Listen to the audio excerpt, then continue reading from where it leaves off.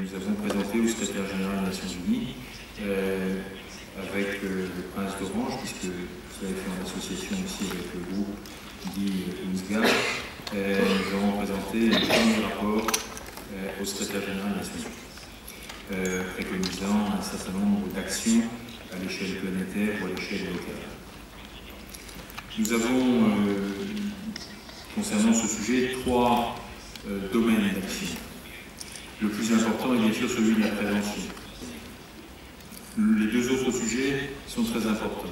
C'est l'évaluation des secours et des dispositions à mettre en œuvre au moment où la catastrophe survient ou juste après. Dans ce domaine, nous avons encore énormément de progrès à faire, comme on peut l'observer dans un certain nombre de situations précises, où à partir d'une évaluation qui n'est pas faite correctement, eh bien, les secours qui sont dépêchés, parfois du monde entier, ne correspondent pas aux nécessités des secours. Ensuite, il y a la coordination de l'action, la coordination des secours. Le nombre d'intervenants à travers le monde a beaucoup augmenté. Aujourd'hui, il y a plus d'une centaine de pays qui ont des unités très professionnelles pour intervenir sur les catastrophes. Aujourd'hui, dans certaines grandes catastrophes, vous pouvez voir arriver sur le tarmac d'un aéroport 200, 300, 400 unités de secours différentes qui arrivent avec leur capacité, avec leur culture, avec leurs règles, et il devient extrêmement difficile de coordonner l'organisation des secours. Il va y avoir un message qui va être retransmis donc, de la part de l'empereur Hirohito du Japon. Donc, il s'agit d'une réponse donc, au secrétaire des Nations Unies sur le sujet de l'eau. Apprendre et tirer des leçons de l'histoire des tsunamis. Comme vous le savez, un grand tremblement de terre a sévi au Japon il y a un an, et le tsunami a suivi donc ce tremblement de terre qui a créé des dégâts à une échelle qui n'a jamais eu lieu auparavant. Il y a eu des milliers de morts et des personnes encore disparues aujourd'hui. J'espère sincèrement que ce dont je vais vous faire part va vous aider à mieux comprendre les catastrophes causées par les tsunamis, qui sont donc des catastrophes liées à l'eau. C'est le grand tremblement de terre de l'Est qui a eu de l'Est du Japon, donc qui a été suivi par un tsunami. Je vais vous montrer quelques photos de la zone affectée par le tsunami. Ici, vous voyez l'aéroport de Sendai. Il s'agit de l'aéroport de cette région qui a donc été frappé par le tremblement de terre. Il appartient à la préfecture de Miyagi. Donc, voilà, vous voyez en ce moment la zone qui a été touchée. Quand le tremblement de terre a commencé, eh bien, j'ai vu ce qui s'est passé au niveau de la côte, qui a été complètement bouleversée. Les rivages ont été déformés et la ville, dans les rues également ont été affectées par le tremblement de terre. Donc, ce sont des photos qui ont été prises par le groupe d'experts du panel de haut niveau et qui se sont rendus sur les lieux en avril, le 27 avril 2011. Je me souviens, un arbre, un pin que j'ai vu de l'hélicoptère, c'était le seul pin qui avait survécu sur un millier d'arbres qui se trouvaient dans cette zone, donc près de la ville, complètement dévastée. Cet arbre a encouragé des milliers de personnes, car ça représentait un symbole d'espoir. Mais cet arbre probablement va bientôt mourir malgré les efforts de toute une population pour le. Cette province a été fortement frappée. Il y a d'abord eu un son sur la côte, comme un petit peu un coup de tonnerre d'une grande profondeur. Et puis, l'eau a tout donc envahi jusqu'à la ville.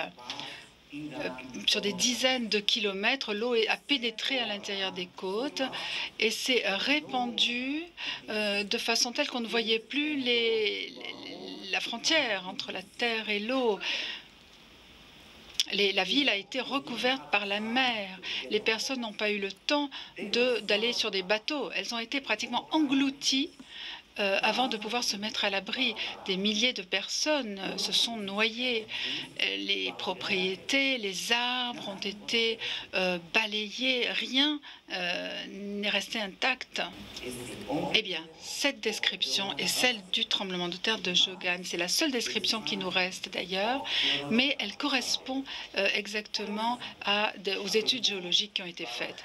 Par exemple, un rapport du Centre de recherche sur les tremblements de terre montre que le tsunami de Jogan a atteint de 1,6 à 4 km donc, à l'intérieur des côtes.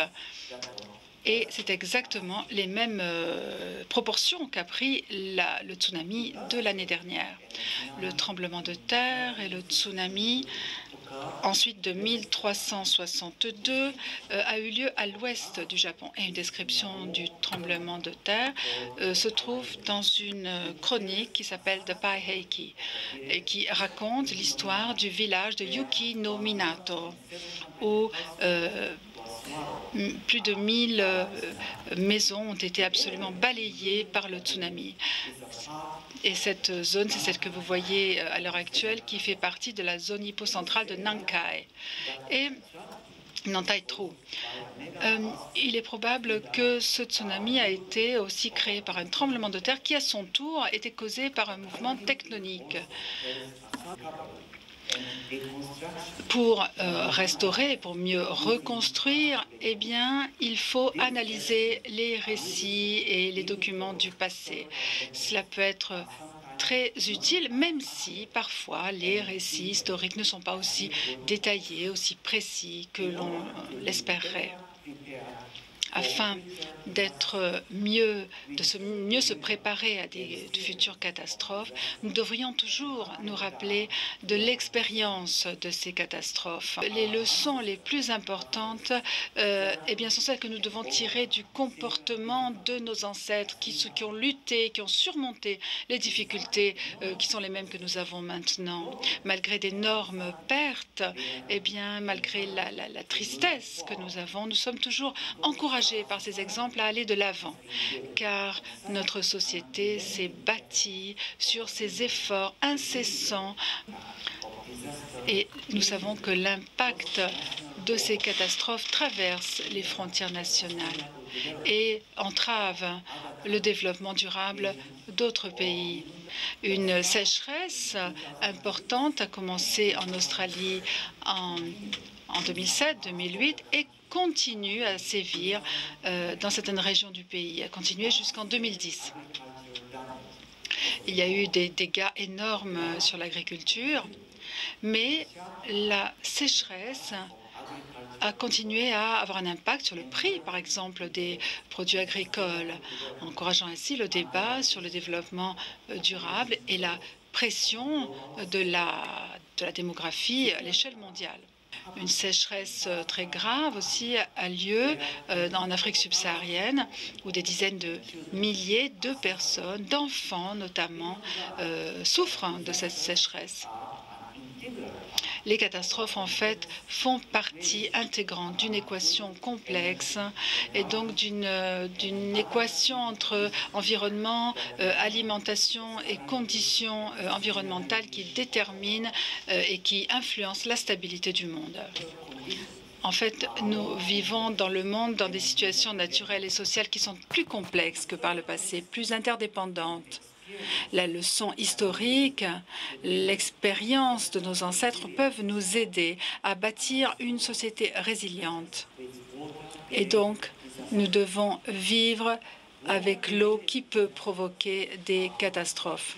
En fait, les catastrophes liées à l'eau sont un sujet absolument crucial que doit traiter la communauté internationale afin d'atteindre un développement durable.